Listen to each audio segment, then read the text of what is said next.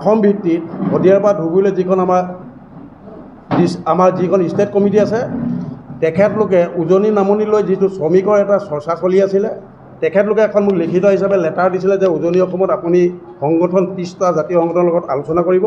সেই মৰ্মে আমি 10 তাৰিখে 30টা জাতীয় সংগঠনক আমি বৰলোহিত ধাবালৈ নিমন্ত্ৰণ জনাইছিলোঁ। 2-এজন আমন্ত্ৰিত তেওঁলোকে অবজেকশ্যন দেখাইছিলে।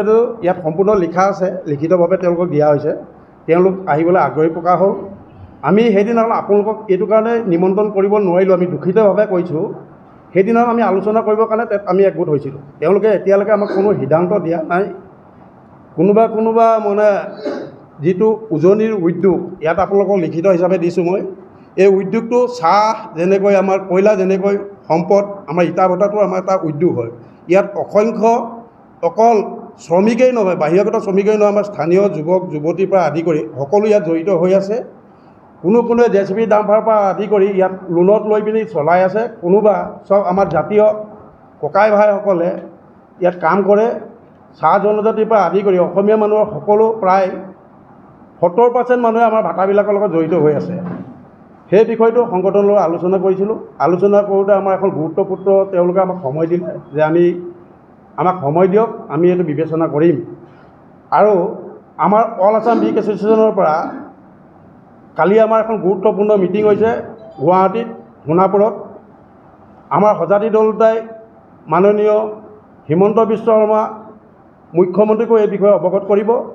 কেলৈ আমাৰ ইণ্ডাষ্ট্ৰিটো যদি বন্ধ হৈ যায়, আমাৰ ইয়াত যিটো ৰঙা ইটাৰ চাহিদা হয়, সেই ৰঙা ইটাটো সামাজিক কামেই হওক, ৰাজহুৱা কামেই হওক, চৰকাৰী কামেই হওক, সম্পূৰ্ণ আৰ্থিকভাৱে ভাগি যাব। ইয়াত আৰু এটা কথা মই ক'বলৈ আছে, আমি সংগঠনে আন্দোলন কৰাৰ আগতেই আমি শ্ৰমিকসকলক আগধন হিচাপে বহুত টকা দিলোঁ। এইটো আমি সম্পূৰ্ণ জাতীয় সংগঠনক অৱগত কৰিছোঁ। তেওঁলোকে আমাক কৈছে যে আমি কোনো ভাটা মালিকে বেংকৰ পৰা লোন লৈছে, কোনোবাই আগধন হিচাপে কাৰোবাৰ পৰা লৈছে। কৰোণা টাইমত আমাৰ যিটো পৰিস্থিতি হৈছিলে, আমি বহুত লছ খাইছিলোঁ। আমি যেনে তেনে ভাটাৰ মালিকবিলাক যেনে তেনে আমি স্বাৱলম্বী হ'বলৈ লওঁতে এনেকুৱা এটা পৰিৱেশ আহিলে যিটো আমি দুধুৰ মুধত পৰিছোঁ। এই দুধুৰ মুধুৰটো আপোনালোকৰ জৰিয়তে 30 জাতীয় সংগঠনকো জনাব বিচাৰিছোঁ, অসম চৰকাৰকো জনাব বিচাৰিছোঁ। আমি উদ্যোগ চলাব, তেতিয়াহ'লে আমি কি কৰিম? আমাৰ পথাৰ আমাৰ বজাৰ, আমি যিটো শ্লোগান দিওঁ, সেই শ্লোগানটো সদায় শ্লোগান হৈ থাকিব।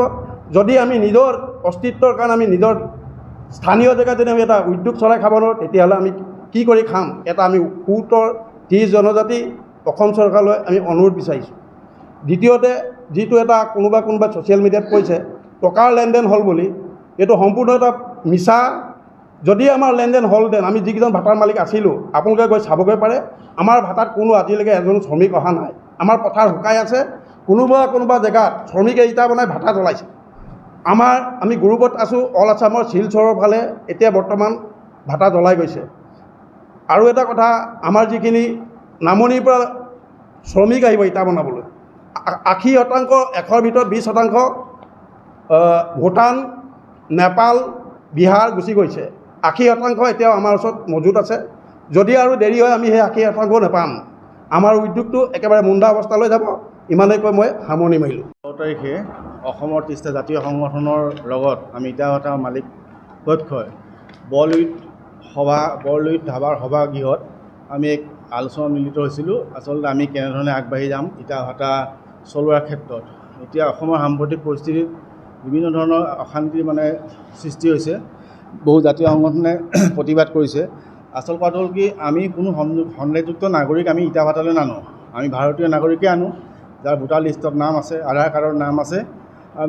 আমি আনো ঠিক 4 মাহমানৰ কাৰণে আমি আচলতে আনো এই ইণ্ডাষ্ট্ৰিটোত। 4 মাহ পিছত আকৌ আমিয়ে গাড়ী ভাড়া দি আকৌ আমি বাছ বুকিং কৰি আকৌ পঠাব লাগে।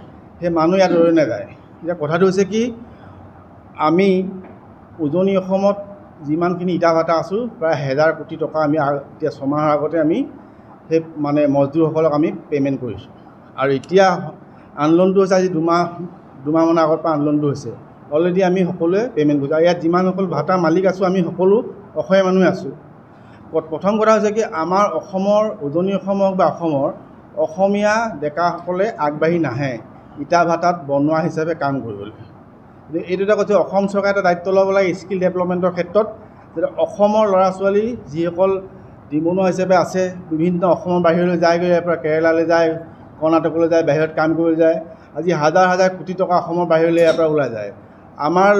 আমাৰ লগত যদি যোগাযোগ কৰে, আমি ভাবিছোঁ অহা বছৰৰ পৰা আমি আমাৰ ভাটা মালিকসকলে মিলিত হৈ যিসকল ইচ্ছুক আগ্ৰহী, যিসকল ল'ৰাই আমাৰ কাম কৰিম বুলি ভাবে ইটা ভাটাত, আমি শিকাম। আমি বিনামূলীয়াকৈ আমি এই ইটা ভাটাত ইটা কেনেকৈ বনাব পাৰে, আজি যদি ধুবুৰী বৰপেটা মানুহে যদি বনাব পাৰে ইটা, আমাৰ উজনি অসমৰ ডিব্ৰুগড়, শিৱসাগৰ, যোৰহাট যিসকল মানুহে যদি ল'ৰা ছোৱালী নিবনুৱা যুৱক যুৱতী আছে যদি কাম কৰোঁ বুলি ভাবে, আমি শিকাম। এইটো আমি নহয় জানো, আমি আমাৰ অসমীয়ালৈ শিকাই ল'ম। আৰু আমাৰ অসমীয়ালৈ যদি কাম কৰিলে আগবাঢ়ি আহে, আমি কোনো মানুহ খেদিব নালাগে। আমি অসমীয়া মানুহে যদি কাম কৰিবলৈ আগবাঢ়ি আহোঁ, এই কাম কৰা ঠাইকেইডোখৰ যদি দখল কৰিব পাৰোঁ, আপোনালোকে চাব কথাষাৰ, আমাৰ ইয়াত মিস্ত্ৰী পাবলৈ নাই, আমি মিয়া মিস্ত্ৰী বিচাৰোঁ। মিয়া শব্দটো আচলতে প্ৰচলিত। আমি এটা আজি কাঠ মিস্ত্ৰী, আজিকালি গাঁৱৰ যিসকল ৰাইজে খেতি পথাৰত মিয়া মানুহৰ পৰা খেতি ৰোৱাই, তোলাই, দোৱাই, চব হাল বোৱাই মিয়া মানুহকে দি কৰায়। আজি আমাৰ বহুকেইটা কথা জড়িত হৈ আছে। আজি ইটা ভাটা বুলি নহয়, মই কেইটামান কথা ক'ম যে আমাৰ অসমৰ মানুহবোৰ কোৱাটো বেয়া ক'ব নালাগে, কৰ্মসংস্কৃতিহীন হৈ গৈছে, আচলতে এলেহুৱা হৈ গৈছে। বিভিন্ন মানুহে আঁচনি ধন পায়, কিবা পায়, ফ্ৰীকৈ চাউল পায়, কাম নকৰে, নিজৰ পথাৰ এডোখৰ চন পৰি থাকে, নিজৰ পথাৰখিনিকে খেতি নকৰে। আমি স্বাৱলম্বী হ'ম কেনেকৈ? আমি অকল বিপ্লৱ কৰিলেও নহ'ব, আন্দোলন কৰিলেও নহ'ব, আমি কৰ্মসংস্কৃতিটো আমি গঢ়ি তুলিব লাগিব। আমাৰ ডেকা গাভৰুক আমি শিকাব লাগিব। আমি যদি তেখেতলোকৰ জেগাডোখৰ যদি ল'বলগীয়া হয়, তেতিয়াহ'লে আমি কামটো শিকি ল'ব লাগিব। আজি যদি পকা মিস্ত্ৰী আমাৰ অসমীয়া যুৱক যুৱতী কৰিব লাগিব, কাঠ মিস্ত্ৰী কৰিব লাগিব, টাইলছৰ মিস্ত্ৰী কৰিব লাগিব, ৰঙৰ কাম কৰিব লাগিব, ইটা বনোৱা শিকিব লাগিব আমাৰ যুৱক যুৱতীয়ে। আজি কোটি ঘৰত অসমত মানুহ আছে, কিন্তু চৰকাৰেও ইমান মানুহক চাকৰি দিব নোৱাৰে। চৰকাৰ দিব, নিজে নিজৰ সংস্থাপনো নিজে গঢ়ি ল'বলৈ শিকিব লাগিব। স্কিল ডেভেলপমেণ্ট আমি শিকাম। যদি ইচ্ছুক আছে আমাৰ লগত যোগাযোগ কৰিলে হ'ল, ইটা ভাটাৰ মালিকসকলৰ লগত আমি শিকাম। আৰু এইটোৱে কৈছোঁ যে আমাৰ যথেষ্টখিনি লোকচান হ'ব।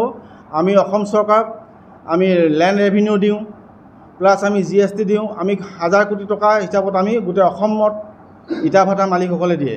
5%কৈ আমি টেক্স দিওঁ অসমত। অকল এটা টেক্সে নহয়, আমি টেক্স সুকীয়াকৈ দিওঁ। এই চাৰ্কুল অফিচত আমি লেণ্ড ৰেভিনিউ দিওঁ, এইটো এটা বেলেগ। মৌজাদাৰত আমি যিটো দিওঁ, আমি আপোনাৰ কি খাজনা, সেইটো আমাৰ এডোখৰ মাটিতে 4-5 হাজাৰ টকা এবিঘা মাটিত, অন্য খাজনাৰ দৰে নহয়। ইণ্ডাষ্ট্ৰিয়েল লেণ্ডৰ খাজনা বেলেগ।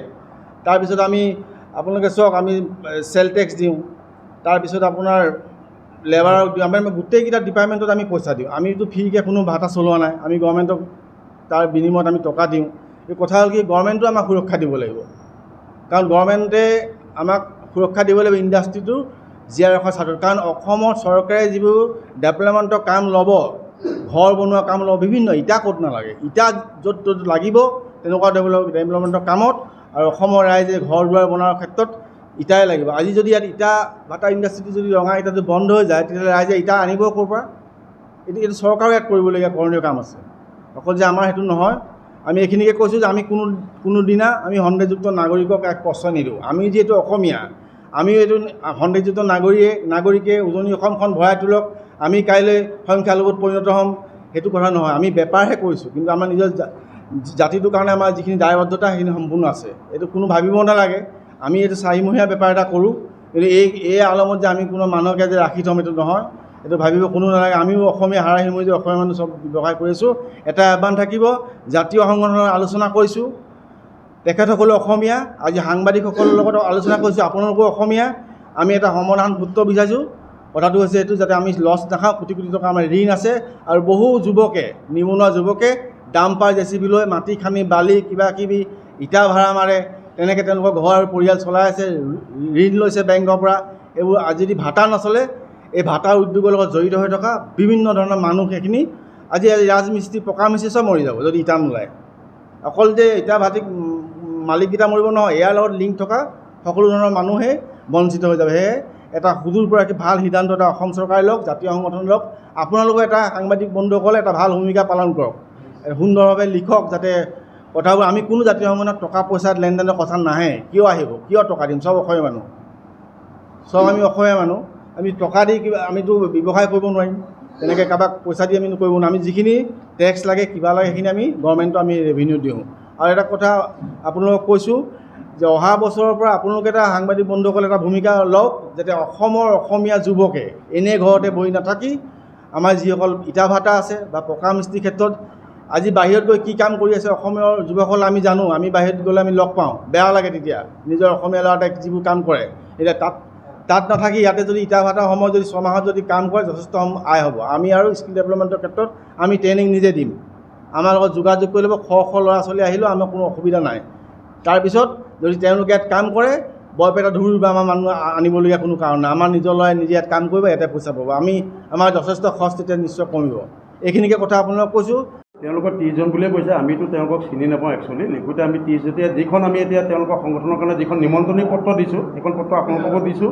উজনি অসমৰ 30টা জনজাতিক আমি সন্মান কৰোঁ, আমাৰ ভাটা মালিকসকলক সন্মান কৰে, অল আছাম বিউৰ এছ'চিয়েশ্যনক সন্মান কৰে। তেওঁলোকে মোক এটা দায়িত্ব দিছিলে, আপুনি আলোচনা কৰক, দৰকাৰ হ'লে আমাৰ চেণ্ট্ৰেল কমিটিৰ প্ৰেছিডেণ্ট আৰু আমাৰ সাধাৰণ সম্পাদক অহাৰ কথা আছিলে, কিন্তু তেওঁলোকে ক'লে যে আমি পহিলে আলোচনা কৰিম, তাৰপিছত তেওঁলোকক নিমন্ত্ৰণ জনোৱা হ'ব। গতিকে এতিয়ালৈকে আমি কোনো এটা সু মীমাংসা পোৱা নাই। আপোনালোকে গৈ চাবগৈ পাৰে। কিবা যদি লেনদেন হ'লে আমি ৰাতিয়ে লেবাৰ উঠালোঁ, লেবাৰ ৰৈ থাকিব নেকি? লেবাৰ আজি আহোঁ আহোঁ কৰি আছে, কিন্তু যে দেশতকৈ স্বাভিমান আমাৰ ডাঙৰ, আমি অসমীয়া মানুহ, আমি স্বাভিমান ডাঙৰ। আমি সংগঠনক সন্মান কৰোঁ, সদায় সংগঠনৰ লগতে আমি থাকিম। তেওঁলোকে যিটো আমাক ৰাইট দিব আমি সেইটো মানিহে কাম কৰিম। লগতে আমি চৰকাৰকো অনুৰোধ কৰোঁ, এটা ভাল ডিচিশ্যন দিয়ক, সংগঠনৰ লগত আলোচনা কৰি আমাৰ যাতে সু মীমাংসা কৰি ভৱিষ্যতে যে আমাৰ যিবোৰ পুঁজি আমি লেবাৰক দি থৈছোঁ সেই পুঁজিবিলাক যাতে আমাৰ নষ্ট নহয়, অৰ্থনৈতিকভাৱে নহ'লে উজনি অসম আকৌ কৰোণাতকৈ দুৰ্বল হৈ যাব। কৰোণাতটো আমি বহুত ভুগিলোৱেই। আমাৰ যেতিয়া সাংবাদিক বন্ধু আৰু অন্যান্য ব্যক্তিও থাকিব তেতিয়াহে তেওঁলোকে আমাক ডিচিশ্যন দিম বুলি কৈছে। তেওঁলোকে দিম ক'লে, প্ৰচাৰ মাধ্যমৰ আগতে আমাক ক'লে, আমি ডিচিশ্যন যিটো দিম আমি প্ৰচাৰ মাধ্যমৰ আগতে দিম। এনেই আমি বহি পিনি আমি আলোচনাই কৰিছিলোঁ। আহ্বান সদৌ অসম ইটা ভাটা আমাৰ স্থানীয় আমি গোটেই মালিককেইখনে আলোচনা কৰিয়ে তেওঁলোকক নিমন্ত্ৰণ কৰিছিলোঁ। মহিলাই তেওঁলোকে নানা কৰিছিলে, জাতিৰ স্বাৰ্থত আমি বহুত অনুৰোধ কৰিলে তেওঁলোকে আগবাঢ়িছিলে। তেওঁলোকে এটাই ক'লে যে আমি ক'ব নোৱাৰিম, আমাৰ আৰু মানে আমাৰ সমজুৱা হিচাপে আপোনালোকক আমি ক'ব নোৱাৰিম, আমাৰ যেতিয়া সময় আহিব আমি জনাম বুলি ক'লে আমাক। এতিয়ালৈকে আমি দুধুৰ মুধত আছোঁ, আমাৰ ভাটা চলিব নে নচলে। 8 লাখ টকাটো বাদেই দিয়ক, আমি দুধুৰ মুধত আছোঁ, আমি ভাটা চলিব নে নচলে। যেতিয়ালৈকে আমি সুদূৰ উত্তৰ নাপাম চৰকাৰ বা সংগঠনৰ পৰা, মিয়া বা যিকোনো বাহিৰাগত শ্ৰমিক আনি তেওঁলোকৰ লগত আমি সংঘাত কৰিবলৈ কেতিয়াও নিবিচাৰোঁ। লাগিলে আমাৰ মোৰ ব্যক্তিগত মতামত মই ভাটা বন্ধ কৰিলেও বন্ধ কৰি দিম। যিকোনো খবৰৰ বাবে যোগাযোগ কৰক 7099017330 অথবা 7099017990